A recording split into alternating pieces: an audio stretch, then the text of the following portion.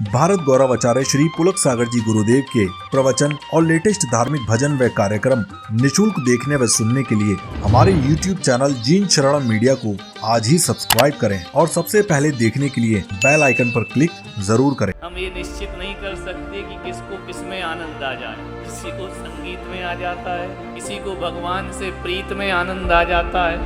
तो वह दोनों बैठ करके मंदिर पे गपशप कर रहे थे। मंदिर के बाहर बैठ करके दोनों को भूख लगे आई। तीसरा व्यक्ति और आ गया, ये अनिल जैसा, कि मुझे भी भूख लगी है, मैं भी खाऊंगा, है ना। हर पीरियड में एब्सेंट रहे, इसमें नहीं रहता है। बोले कि नहीं, मुझे भी भूख लगी है। तो दोनों ने कहा, यार तेरे पास कुछ है खाने का? बोले खाने का तो कुछ नहीं है, लेकिन खाने का मन है मेरे पास कि मैं खाऊंगा। सामान मेरे पास कुछ भी नहीं है। दोनों व्यक्ति ने एक दूसरे को देखा, यार ये और आ गया बीच में खाने के लिए। बोले तेरे पास क्या है? पहले ने कहा मेरे पास भी कुछ नहीं है, सब कंगाल देश के लोग थे ना मेरे पास है ना तेरे पास है, भूख तीनों को लगी है, करें तो क्या करें। एक ने कहा ठहर जा, मेरी थैली में एक डिब्बा है, उसमें 3 रोटी रखी हुई। कितनी रोटी? 3 रोटी। बोले तू भी देख तेरे में क्या है? बोले मेरे में 5 रोटी हैं। उससे पूछा अनिल से, तेरे पास? बोले ना रोटी ना मोटी, कुछ नहीं मेरे पास। तो लोगों ने कहा कि यार अपन जैन हैं, चलो खिला दो बेचारे को, भूखा रहेगा। बोले यार रोटी तेरे पास 3 है और इसके पास 5 है, कितनी रोटी हो गई? बोलो, इतना तो स्कूल गए होगे, 8वीं तक तो पढ़े होगे ना, है ना। 8 रोटी हो गई। खाने वाले कितने हैं? 3। रोटी कितनी है? बोले यार 8 रोटी और खाने वाले 3, अब इनको बराबर बराबर कैसे करें? चलो भूखमरा है, नहीं मिला, आया है, तो कम से कम बराबर बराबर तो दो इसको। तो बोले एक काम करते हैं। अब अनिल ने युक्ति दे दी कि एक काम करो। बोले क्या? देखो माल उसका, सलाह इनकी। क्या सलाह? बोले 1 रोटी के 3-3 टुकड़े कर लो। 1 रोटी के कितने? 8 के कितने हो गए? 24 टुकड़े हो गए। बोले अपन तीनों कितने कितने आएंगे हिस्से में? 8-8। हाँ, ये गणित पूरा तुमको मालूम है। बोले 8-8 रोटी हिस्से में आएंगी। 8 तू खा लेना, 8 तू खा लेना, 8 पीस तुम खा लेना, 8 पीस तुम, 24 पीस, 24 टुकड़े उसके पास है। 8-8 टुकड़े खा करके आराम से अपन तीनों आनंद मनाएंगे। बोले ठीक है। 8-8 टुकड़े तीनों ने खा लिए। खाने के बाद जम के पानी पिया। बरसात हो रही थी। बोले अब क्या करना? जहां मिली 2 वहीं रहे 100, जहां मिली पूरी परात वहीं गुजारी सारी रात। ऐसे ही होंगे लोग घूमने वाले अक्खड़ बक्कड़। तो बोले क्या करें, खाना पीना तो हो गया, चलो आज रात यहीं बिताते हैं। सारी रात उन्होंने वहीं बिताई। सुबह उठा। कौन उठा सुबह सबसे पहले? जिसके पास कुछ नहीं था वो उठा। उसने कहा यार मेरे पास खाने का आइटम नहीं था, लेकिन इन लोगों ने मुझे खाना खिलाया है, तो फ्री फोकट का नहीं खाना चाहिए, इनको कुछ ना कुछ दे देना चाहिए। उसने अपने जेब में हाथ डाला तो उसके पास 8 सोने के सिक्के थे। कितने थे? उसने उठाया वो कह रहा 1 ही दे दो तो मेरा कल्याण हो जाएगा, 8 तो बहुत बड़ी बात है। रोटी नहीं चाहिए, हम तो सिक्के ही खा लेंगे ना। 8 सोने के सिक्के उसने पकड़ा दिए। दूसरे वाले व्यक्ति को, जिसके पास 5 रोटी थी, बोले बड़ा एहसान है, बड़ा उपकार है तुम्हारा, तुमने मेरी भूख मिटाई, मैं तुमको उपहार में सोने के सिक्के प्रदान करता हूं। बोले ठीक है। वो सोने के सिक्के दे के चला गया। चलो सोने के नहीं, कुछ भी टेंशन, लोहे के ही मान लो। सिक्के उसने दे करके और वो चला गया। अब वो चला गया, यहां दोनों में झगड़ा हो गया। उसने कहा एक काम कर भाई, 4 सिक्के तू ले ले और 4 सिक्के मैं ले लेता हूं। उसने कहा नहीं, तेरी रोटी 3 और सिक्के मिले तुझे 4, मेरी रोटी 5 और सिक्के मिले मुझे 4, ये नहीं होगा, न्याय होना चाहिए। बोले क्यों? बोले जिसकी रोटी ज्यादा है उसे ज्यादा सिक्के मिलना चाहिए, और जिसकी रोटी कम है उसे, मेरी 3 रोटी थी, तेरी 3 रोटी थी, तुझे 3 सिक्के दूंगा, मेरी 5 रोटी थी, मैं 5 सिक्के। दोनों में इतना झगड़ा हो गया, इतना झगड़ा हो गया, इतनी लड़ाई हो गई कि एक दूसरे के मार पीट पर उतारू हो गए एक सिक्के के कारण। वो बोले नहीं, सिक्का तुझे 3 ही दूंगा, और मेरी न्याय है 5 रोटी के 5 सिक्के और 3 रोटी के। क्या होना चाहिए बोलो सुरेश जी, क्या होना चाहिए? जिसकी ज्यादा रोटी है उसको ज्यादा पैसा मिलना चाहिए, जिसकी कम रोटी है उसको कम मिलना चाहिए, यही होना चाहिए ना। बोलिए न्याय क्या बोलता है? कि ज्यादा वाले को ज्यादा और कम वाले को, लेकिन वो मानने को तैयार नहीं। बोले नहीं, मैं तो 5 रोटी मेरी, तो मैं 5 सिक्के ही लूंगा। वो बोला कि नहीं, सिक्के बराबर होंगे, 4 तेरे और 4 मेरे। अब वो खा गया खाऊ और लड़ाई करा गया उस घर में। कुछ लोगों की आदत ऐसी होती, खा पी के घर में लड़ाई करा के भग जाते, खाया पिया, सिक्के पकड़ाए, झगड़ा कराया और निकल लिए। यहां महाभारत हो गई। अरे नहीं मिलता तो कम से कम वो दोनों अपनी अपनी रोटी खा के खुश रहते, दान भी किया, बराबर के हिस्से भी किए। अब उसका फल मिल रहा है तो कह रहे हैं कि हम बराबर फल नहीं लेंगे। बहुत बहस हो गई, इतने झगड़े पे आ गए दोनों कि पूछो मत, पूरा मोहल्ला इकट्ठा हो गया कि यार तुम लड़ क्यों रहे हो? बोले मैं 3 क्यों लूं, मैं तो बराबर के सिक्के लूंगा, 4 सिक्के इसके और 4 सिक्के इसके। क्या करें हम, मानने को तैयार नहीं। तो मंदिर में एक पुजारी रहता था, उन्होंने कहा चलो पुजारी से फैसला कराते। अब पुजारी ऐसा नहीं था जैसे ये लोग हैं, थोड़ा पढ़ा लिखा था, अच्छा था, ज्ञानवान था, विद्वान था, पंडित था, ज्ञानी था। दोनों गए, पंडित जी बताइए, 3 रोटी इसकी थी और 5 रोटी मेरी थी, उसने हमको बदले में 8 सिक्के दिए हैं, आप बताओ किसको कितना सिक्का मिलना चाहिए? पंडित जी ने भी सोचा यार कि जिसकी रोटी ज्यादा है उसको ज्यादा दे दो, और जिसकी कम है उसको कम दे दो। लेकिन पंडित ने कहा कि ठहर जाओ, ये 8 सिक्के मुझे दे दो, ना तुम रखो ना तुम रखो, झगड़ा खत्म करो, ये 8 सिक्के किसको दे दो?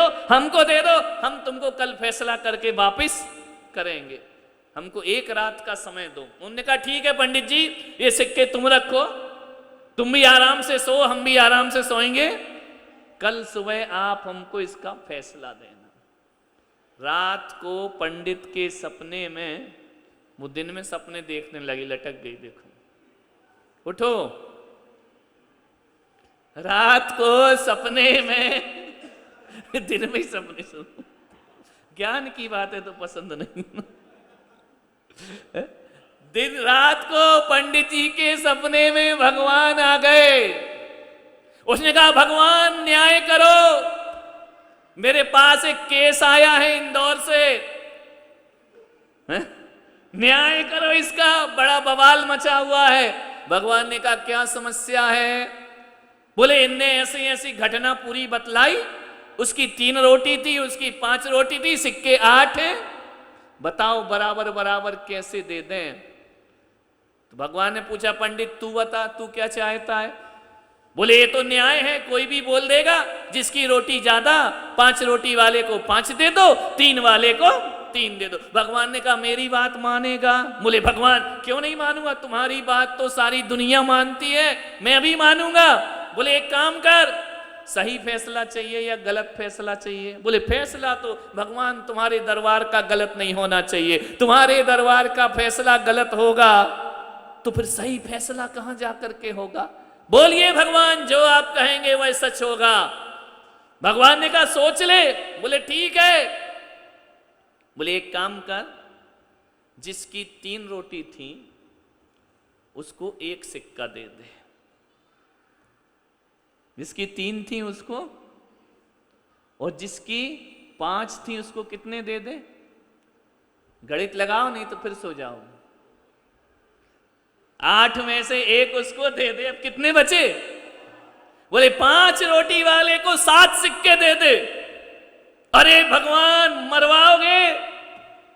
दिन भर से तो वो लड़ रहे हैं, और ये फैसला कि 3 रोटी वाले को 1 सिक्का और 5 रोटी वाले को, ये तो कहीं से कहीं तक सेट ही नहीं हो रहा है।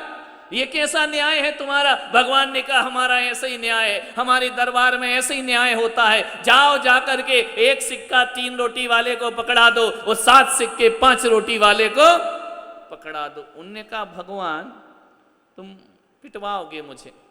अब दोनों मिलके मारे, मोहल्ला भी मारेगा, और ये बिलासपुर और इंदौर से आए ये भी हमको छोड़ेंगे नहीं कि उसको 1 सिक्का दे रहे हो, 3 तो कम से कम 3 तो दे दो। भगवान ने कहा नहीं, उसको 1 ही मिलेगा। बोले भगवान ये कैसा न्याय है? भगवान ने कहा एक बात बताओ, रोटी के 1 रोटी के कितने टुकड़े किए थे? बोलो। ऐसे बता रहे ऐसे तुम्हारे साथ घटना घटी हो। 1 रोटी के 3 टुकड़े किए। इसके पास कितनी रोटी थी? बोले 3। 3 रोटी के कितने टुकड़े हुए? बोलो 9 हुए ना। तो बोले 9 हुए, और एक एक के हिस्से में कितने कितने टुकड़े आए? 8। तो बोले उस कमबख्त ने 1 ही रोटी तो दान की है, 8 तो खुद खा गया। 8 टुकड़े जब खुद खा गया तो उसके दान कितनी की उसने? 1 ही रोटी का टुकड़ा किया ना। जब 1 रोटी का टुकड़ा दान किया तो उसको 1 सिक्का पकड़ा दो। और जो 5 रोटी वाला था उसने 3 टुकड़े किए 5 रोटी के, तो कितने हो गए? 15 हो गए ना। उसने कितनी खाई? 8। कितने बचे? बोलो 7 बचे ना। तो जो जितना दान करता है उसको उतना प्रदान किया जाता है। जो कम इससे कोई फर्क नहीं पड़ा करता है। 8 तो 7 तो वो 8 तो खुद खा गया, 3 हिस्से हुए थे, 7 उसको दे दो, 3 में से 1 उसको दे दो, क्योंकि उसमें से 9 पीस में से 8 पीस तो वो खुद ही खा गया। समझ में आ रहा कि नहीं आ रहा? आ रही है बात समझ में? भगवान का न्याय ऐसा होता है। और अपने संसारियों का न्याय कैसा होता है? 3 उसको दे दो, 5 उसको दे दो। ये न्याय नहीं, ये अन्याय हुआ करता है। ध्यान रखना। आप सोचिए, विचार करिए, हम धर्म में जो भी करते हैं, हम भक्ति में जो भी करते हैं, हम त्याग में जो भी करते हैं, सोचना है आपको हमारा फैसला अलग होता है और इस ऊपर वाले का फैसला कुछ और ही हुआ करता है। ध्यान रखिए, विचार करिए, सोचिए। यहां पूजन कर रहे हैं, दान कर रहे हैं। दान और पूजा श्रावक का मुख्य धर्म है। पूछा भगवान से, राजा श्रेणिक ने महावीर भगवान के समोसरण में पूछा, भगवान मैं व्रत नहीं ले सकता हूं, भगवान मैं दीक्षा नहीं ले सकता हूं, भगवान मैं तपस्या नहीं कर सकता हूं। राजा श्रेणिक ने दीक्षा नहीं ली थी।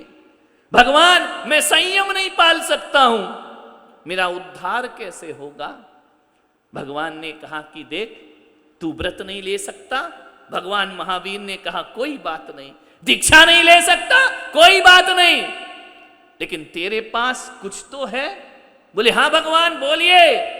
बोले दान और पूजा कर, तेरा कल्याण अपने आप हो जाएगा। दान और पूजा से कल्याण हो जाया करता है। भगवान की पूजन करना अष्टद्रव्य से और दान देना तेरा कल्याण होगा। राजा श्रेणिक ने पूछा कि भगवान जरा एक बात बता दो, एक जग गई है दूसरी को जगा दो, दोनों सो रही हैं। बोले भगवान जरा एक बात बता दो। एक बात बता दो मेरे भगवान। बोले क्या? बोले आप मेरे भगवान और मैं तुम्हारा दास, मैं तुम्हारे चरणों में रहने वाला। एक बात तो बताओ भगवान, कि मेरी मृत्यु होगी तो मैं कहां जाऊंगा? भगवान महावीर ने कहा कि श्रेणिक, तुम्हारी मृत्यु होगी तो तुम नरक जाओगे। बोली मैं नरक? आपका प्रमुख श्रोता, आपके साथ रहने वाला, आपके साथ चलने वाला, 24 घंटे आपके समोसरण में बैठा हूं। हे भगवान, मैंने अपना धर्म परिवर्तन कर लिया, बौद्ध से मैं जैन बन गया, मैंने आपके जीवन चरणों में अपना जीवन समर्पित कर दिया, मैं नरक जाऊंगा? भगवान, मेरा नहीं, अपना तो ख्याल रखो। कोई दुनिया क्या कहेगी कि महावीर का भक्त नरक चला गया। बोले सैनिक, तुम नरक जाओगे? बोले मैं आपके आगे पीछे घूमता हूं, मैं आ जाता हूं तो आपकी वाणी असमय में खिर जाया करती है, कभी भी आप बोल पड़ते हैं, मेरे हर प्रश्न का उत्तर देते हैं। और आज दुनिया में पूछा जाए कि भगवान महावीर का परम भक्त कौन था, तो राजा श्रेणिक भगवान महावीर का पर मैं श्रेणिक परम भक्त, ओ मैं परम भक्त नरक जाऊंगा? ये कैसे हो सकता है? भगवान मुझे तो निकालो। भगवान महावीर ने कहा कि श्रेणिक, तुम नरक जाओगे और तुम्हें नरक से मैं भी नहीं बचा सकता हूं। बोले भगवान, आप नहीं तारोगे तो कौन तारेगा? बोले श्रेणिक, तूने क्या किया है मालूम है तुझे? एक सच्चे मुनिराज के गले में तूने मरा हुआ सांप डाल दिया है। मरे हुए सांप को मुनि के गले में डालकर उपसर्ग किया है। तूने एक मुनि का अपमान किया है, तूने एक साधु का अपमान किया है। हे श्रेणिक, यदि तू दुनिया भर के पाप करता तो मैं तुझे पापों से मुक्त कर देता, लेकिन मालूम है तूने एक संत का अपमान किया है, एक साधु की निंदा की है, एक साधु के साथ पाप किया है। और जो साधु से पाप को कमाता है उसे तीर्थंकर भी बचाने वाला नहीं है, उसे नरक जाना पड़ता। ध्यान, अन्य क्षेत्रे कृतं पापम धर्म क्षेत्रे विनश्यति, धर्म क्षेत्रे कृतं पापम वज्रलेपो भविष्यति। दुनिया भर के पाप करोगे तो धर्म क्षेत्र में आकर धुल जाएंगे, लेकिन धर्म क्षेत्र में पाप करोगे तो फिर उन्हें धोने का कोई भी रास्ता हमारे पास नहीं।